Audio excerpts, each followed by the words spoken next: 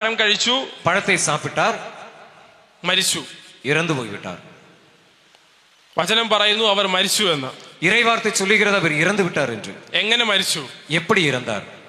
അവരുടെ ജീവൻ പോയ ശരീരത്തിൽ നിന്നുള്ള അங்கே ഉടലിലിருந்து ഉയിർ പോയിരിച്ചാ നമ്മൾ ഒരിക്കലും കാണുന്നില്ല ആദം അവിടെ മരിച്ചു വീണതായിട്ട്. ഒരു ഡെഡ് ബോഡി ആയിട്ട് നമ്മൾ കാണുന്നില്ല.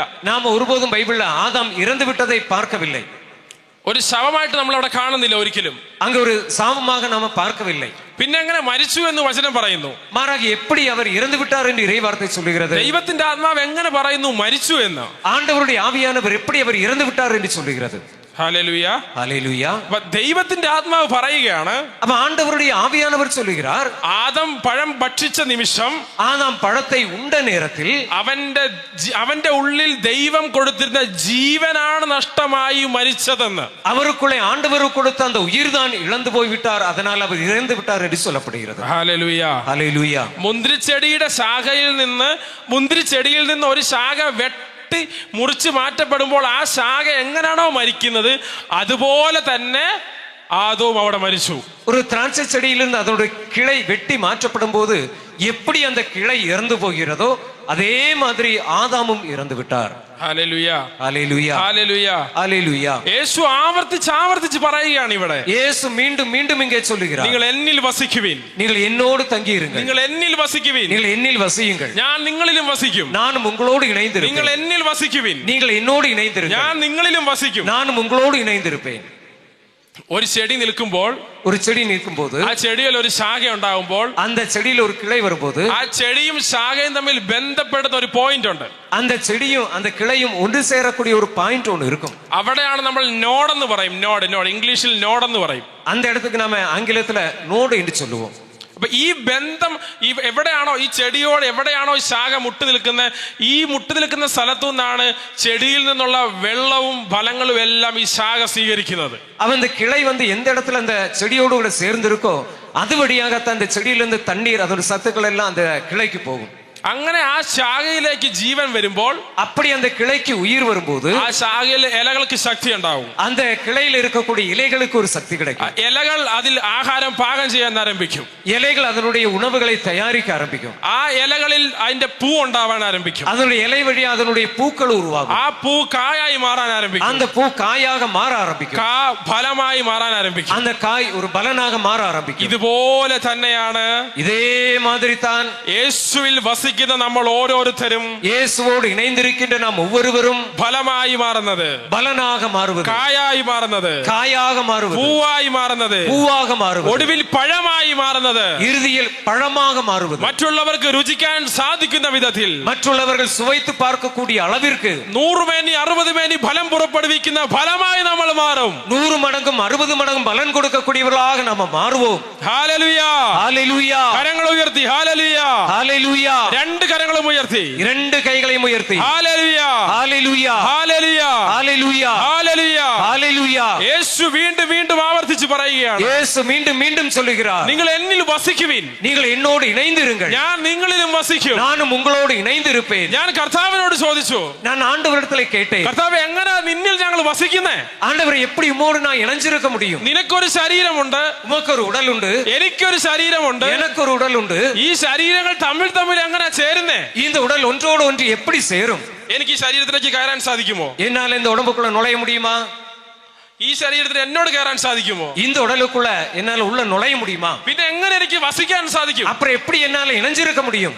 കർത്താവിനോട് ഞാൻ ഈ ചോദ്യം ചോദിച്ചു. ஆண்டவர்கிட்ட நான் இந்த கேள்வியை கேட்டேன். അപ്പൊ കർത്താവ് എന്നോട് ഒരു ശബ്ദം പറഞ്ഞു. அப்ப ஆண்டவர் என்கிட்ட ஒரு உண்மையை சொன்னார். യോഹന്നാന്റെ സുവിശേഷം 16-ാം അധ്യായത്തിൽ, யோவான் செய்தி 16-ാം அதிகாரத்தில் ഒരു വചനം അവൻ എന്നെ കാണിച്ചിട്ട് പറഞ്ഞു. ஒரு இறைவார்த்தை எனக்கு காண்பித்து விட்டு சொன்னார். 7-ാമത്തെ വാക്യത്തിൽ അവൻ എന്നോട് ഇങ്ങനെ പറഞ്ഞു. 7வது இறைவார்த்தையில் என்னோடு இப்படி சொன்னார், നിങ്ങളുടെ നന്മയ്ക്ക് വേണ്ടിയാണ് ഞാൻ പോകുന്നത്.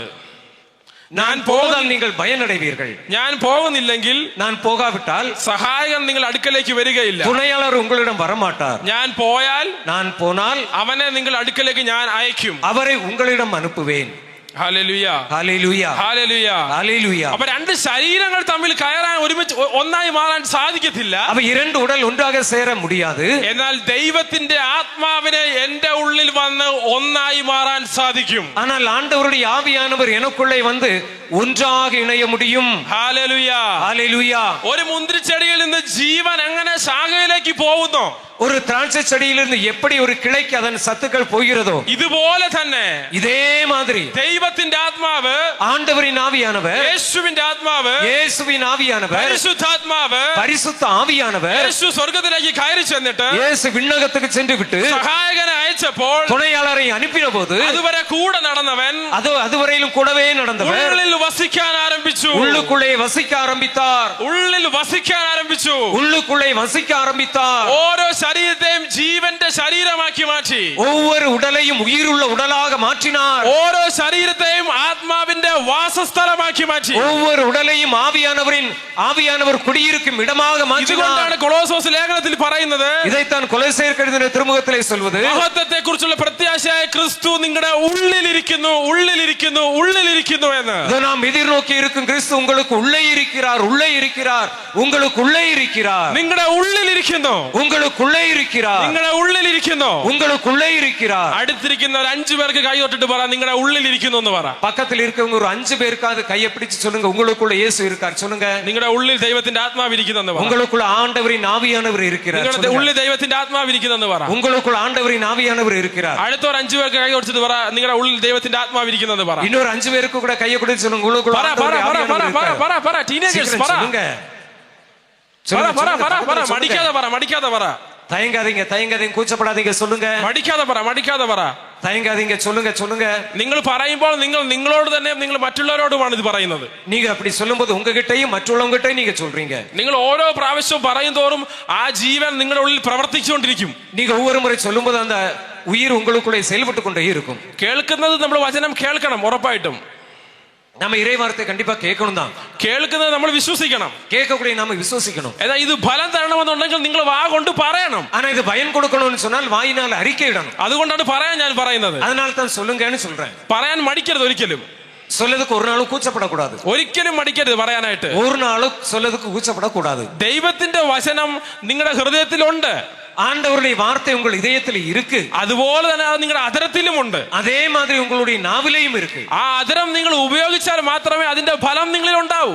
அந்த நாவை நீங்க பயன்படுத்தினால் மட்டும்தான் அதனுடைய பயன் உங்களுக்கு கிடைக்கும். ഹല്ലേലൂയ, ஹalleluya, ഹല്ലേലൂയ, ஹalleluya, ഹല്ലേലൂയ, ஹalleluya. നിങ്ങൾ വചനം പറയുമ്പോൾ, நீங்க இறை வார்த்தை சொல்லும்போது, നിങ്ങൾ ഒരാളെ ശക്തിപ്പെടുത്താൻ വചനം പറയുമ്പോൾ, நீங்க ஒரு ஆளை திடப்படுத்த இறை வார்த்தை சொல்லும்போது, നിങ്ങളുടെ ഉള്ളിൽ ദൈവം വെച്ചിരിക്കുന്ന ദൈവത്തിന്റെ ആത്മാവാണ് പ്രവർത്തിക്കുന്നത്. உங்களுக்குள்ளே ஆண்டவர் அனுப்பி இருக்கக்கூடிய ஆண்டவருடைய ஆவியானவர் செயல்படுகிறார்.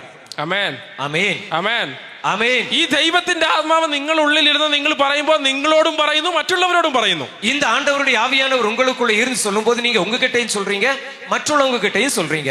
Hallelujah, hallelujah. അതുകൊണ്ട് ഒരിക്കലും നിങ്ങൾ പറയാൻ മടിക്കരുത്. அதனால ஒரு நாள் சொல்லதுக்கு நீங்க தயங்க கூடாது. വായ തുറന്ന് പ്രാർത്ഥിക്കാൻ മടിക്കരുത്. வாயை திறந்து ஜெபிக்க தயங்க கூடாது. വായ തുറന്ന് വചനം സംസാരിക്കാൻ മടിക്കരുത്. வாயை திறந்து இறை வார்த்தை பேச தயங்க கூடாது. എത്ര ശബ്ദത്തിൽ നിങ്ങൾ പറയുന്നോ, எவ்வளவு சத்தத்துல நீங்க சொல்றீங்களோ, എത്ര ഉച്ചത്തിൽ നിങ്ങൾ പറയുന്നോ, எவ்வளவு சத்தமா நீங்க சொல்றீங்களோ, അത്രയും ഹൃദയത്തിൽ നിങ്ങളുടെ ഉള്ളിൽ ജീവൻ ഉണ്ടാവാൻ ആരംഭിക്കും. அந்த அளவுக்கு உங்கள் இதயத்துக்குள்ள உயிர் பெற ஆரம்பிப்பீங்க. പിന്നെ മറ്റൊന്നിനെയും നിങ്ങൾ ഭയപ്പെടേണ്ടി വരികയില്ല. அதுக்கப்புறம் வேற எதை குறித்து நீங்கள் பயப்பட தேவையில்லை. ഒരു ഭയവും നിങ്ങളെ പിന്നെ കീഴ്പ്പെടുത്തുകയില്ല. எந்த ஒரு பயமும் உங்களை அடிமைப்படுத்தாது. കാരണം നമ്മൾ വായിച്ചറിഞ്ഞു, കാരണം നമ്മ വാസിத்து தெரிந்து ഞാൻ നിങ്ങളോട് പറഞ്ഞ വചനം നിമിത്തം നിങ്ങൾ ശുദ്ധിയുള്ളവരായിരിക്കുന്നു. நான் உங்களுக்கு சொன்ன வார்த்தைகளால் நீங்கள் ஏற்கனவே தூய்மையா இருக்கின்றீர்கள்.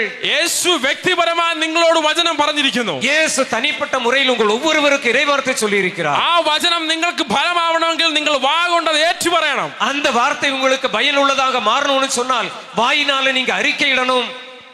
അപ്പോൾ നിങ്ങളുടെ വിശ്വാസം വർദ്ധിക്കും. அப்போது உங்களுடைய விசுவாசம் அதிகரிக்கும். ഹല്ലേലൂയ, ഹല്ലേലൂയ, ഹല്ലേലൂയ, ഹല്ലേലൂയ, ഹല്ലേലൂയ, ഹല്ലേലൂയ. അപ്പോൾ ദൈവം യേശുവിലൂടെ സഹായകനായ പരിശുദ്ധാത്മാവിനെ നമുക്ക് അയച്ചിരിക്കുന്നു. ஆமா, ஆண்டவர் இயேசு வழியாக துணையாளரான பரிசுத்த ஆவியை நமக்கு அனுப்பி இருக்கிறார்.